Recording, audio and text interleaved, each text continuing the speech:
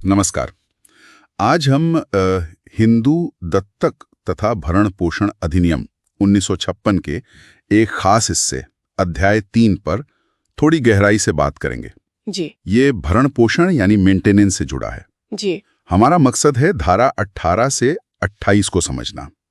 ये धाराएं हिंदू परिवारों में आप कह सकते हैं आर्थिक सहायता के अधिकार और जिम्मेदारियों को तय करती हैं। बिल्कुल। और ये जानना बहुत जरूरी है क्योंकि इसमें सिर्फ पत्नी या बच्चों की बात नहीं है। विधवा बहू, बूढ़े माँ बाप और भी कई आश्रित, उन सबके अधिकार इसमें शामिल हैं। अच्छा, और हाँ, ये भी कि मेंटेनेंस कितना मिलेगा, कैसे तय होगा, ये सब कानूनी पहलू इसी में है। ठीक है। तो चलिए शुरू करते हैं धारा 18 से, पत्नी के अधिकार से। हाँ, धारा 18 ये कहती है कि एक हिंदू पत्नी अपने पति से जीवन भर भरण पोषण पाने की हकदार है। जीवन भर? लेकिन क्या हमेशा साथ रहना जरूरी है इसके लिए? कई बार पति पत्नी अलग रहते हैं। नहीं, जरूरी नहीं है। कानून कुछ खास हालात बताता है जहां पत्नी अलग रहते हुए भी मेंटेनेंस मांग सकती है। जैसे कि मान लीजिए पति ने बिना किसी वाजिब कारण के पत्नी को छोड़ दिया हो, या उसके साथ क्रूरता का व्यवहार किया हो, या फिर पति की कोई और पत्नी जीवित हो, या उसने धर्म बदल लिया हो, या घर में ही कोई उपपत्नी रखी हो। मतलब ऐसी कोई भी जायज वजह जिससे पत्नी का अलग रहना ठीक लगे। ये तो पत्नी को काफी सुरक्षा देता है। जी हाँ, पर इसमें एक संतुलन भी है।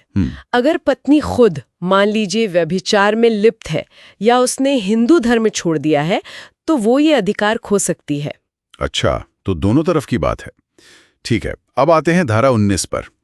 ये विधवा पुत्र वधू के बारे में। पति की मृत्यु के बाद क्या उसे अपने ससुर से मेंटेनेंस मिल सकता है? ये सुनने में थोड़ा अलग लगता है। हाँ, ये थोड़ा जटिल है, पर धारा 19 इसकी इजाजत देती है, लेकिन कई शर्तें हैं। शर्तें? कैसी शर्तें? देखिए, पहला तो ये कि बहू अपनी कमाई या किसी और संपत्ति से अपना गुजारा न कर पा रही हो और उसे अपने मरे हुए पति की संपत्ति से या अपने माता पिता से या अपने बेटे बेटी से भी कोई मदद ना मिल रही हो। यानी वो वाकई बेसहारा हो। बिल्कुल।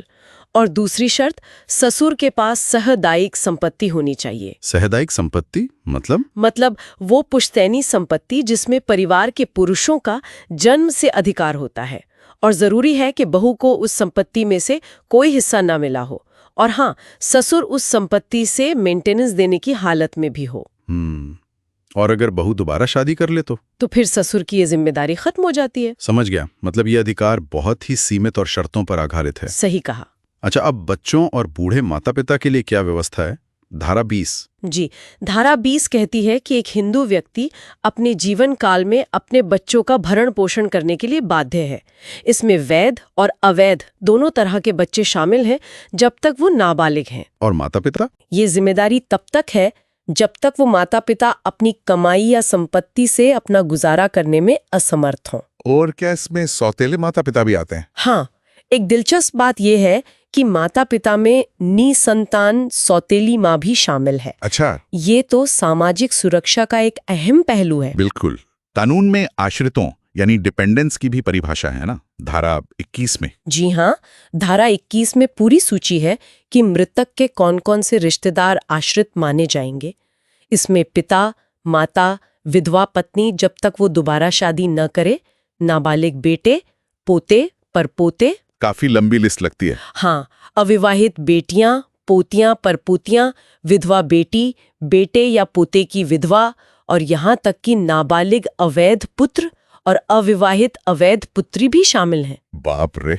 पर इन सब के अधिकार भी कुछ शर्तों पर निर्भर करते हैं, खासकर उनकी खुद की आर्थिक स्थिति पर। तो फिर इन सब आश्रितों का भरण पोषण करेगा कौन अगर व्यक्ति की मृत्यु हो गई है? ये जिम्मेदारी आती है मृतक के वारिसों पर। धारा 22 यही कहती है। वारिसों पर? बिल्कुल। मतलब जिन्हें संपत्ति मिली? बिल्कुल।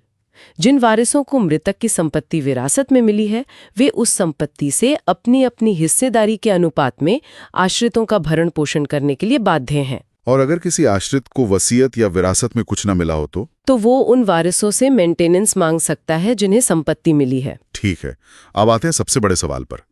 मेंटेनेंस की रकम कितनी होगी, कैसे तय होगी? क्या कोई फॉर्मूला है? नहीं, धारा 23 के हिसाब से कोई तय फॉर्मूला नहीं है। ये पूरी तरह अदालत के विवेक पर निर्भर करता है। अदालत के विवेक पर? तो अदालत क्या देखती है? देखिए, अगर पत्नी, बच्चों या माता पिता का मामला है तो अदालत दोनों पक्षों की हैसियत, उनकी ज़रूरतें, उनकी अपनी संपत्ति और आय, कितने लोग निर्भर हैं, इन सब बातों पर गौर करती है।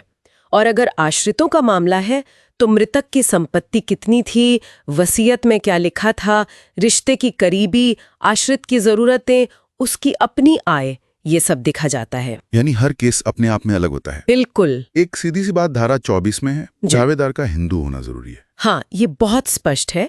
अगर कोई व्यक्ति धर्म बदलकर हिंदू नहीं रहता तो वो इस कानून के तहत, मतलब अध्याय 3 के तहत मेंटेनेंस का दावा नहीं कर सकता। ठीक है। और मान लीजिए एक बार मेंटेनेंस तय हो गया, क्या वो रकम बाद में बदल सकती है? जैसे किसी की नौकरी चली गई या खर्चे बहुत बढ़ गए? हाँ, बिल्कुल। धारा 25 इसी के लिए है। अगर हालात में कोई बड़ा बदलाव आता है, मटीरियल चेंज इन सर्कमस्टांसेस कहते हैं इसे, तो कोर्ट के आदेश या आपसी समझौते से तय हुई रकम को बदला जा सकता है, घटाया भी जा सकता है, बढ़ाया भी जा सकता है। ये तो जरूरी भी है। अच्छा, एक और स्थिति, अगर मृतक पर कर्ज भी हो तो पहले कर्ज चुकाया जाएगा या आश्रितों को मेंटेनेंस मिलेगा? धारा 26 कहती है कि मृतक के कर्जों को प्राथमिकता दी जाएगी, मतलब पहले कर्ज। ओहो, तो आश्रितों का क्या होगा? हाँ, ये थोड़ा पेचीदा है।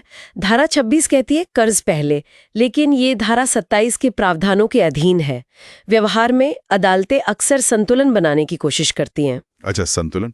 अब ये धारा 27 क्या है? ये भार या चार्ज की बात करती है शायद? जी, धारा 27 कहती है कि आश्रित का मेंटेनेंस का दावा अपने आप में मृतक की संपत्ति पर भार नहीं बन जाता। भार नहीं बनता? मतलब ये कोई ऐसा अधिकार नहीं है जो अपने आप प्रॉपर्टी के साथ चिपक जाए। इसे बाकायदा बनाना पड़ता है। कैसे? या तो मृतक ने अपनी वसीयत में ऐसा लिखा हो, या कोर्ट ने आदेश दिया हो, या फिर आश्रित और प्रॉपर्टी के मालिक के बीच कोई समझौता हुआ हो, तभी वो प्रॉपर्टी पर एक कानूनी भार बनेगा। समझ गया। और आखिरी धारा 28, अगर वो प्रॉपर्टी जिससे मेंटेनेंस मिलना था वो बेच दी जाए तो क्या होगा? धारा 28 कहती है कि अगर प्रॉपर्टी किसी ऐसे व्यक्ति को ट्रांसफर की गई है जिससे मेंटेनेंस के अधिकार के बारे में पता था, या प्रॉपर्टी मुफ्त में दी गई थी, तो आश्रित नए मालिक से भी अपना मेंटेनेंस क्लेम कर सकता है। अच्छा।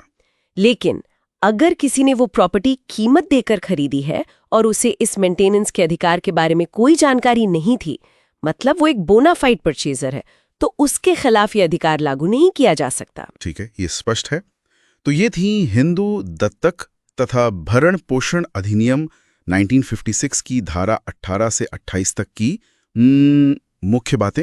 ये धाराएं वाकई दिखाती हैं कि कानून कैसे हिंदू परिवारों के अंदर आर्थिक सुरक्षा और जिम्मेदारियों का एक पूरा ताना बाना बुनता है। निश्चित रूप से ये कानून एक तरह से पारंपरिक मूल्यों और समाज की बदलती जरूरतों के बीच, आप कह सकती हैं, एक पुल बनाने की कोशिश करते हैं। और अंत में शायद एक सवाल सोचने के लिए छोड़ सकते हैं हम। हाँ। कि आज का जो बदलता हुआ पारिवारिक माहौल है, जिसमें रिश्ते बदल रहे हैं, परिवार के मायने बदल रहे हैं, उसमें ये कानूनी प्रावधान व्यक्तिगत स्वतंत्रता और पारिवारिक दायित्वों के बीच के संतुलन को कैसे निभा पा रहे हैं या निभाने में कहाँ चुनौतियां हैं, इस पर विचार करना शायद दिलचस्प होगा।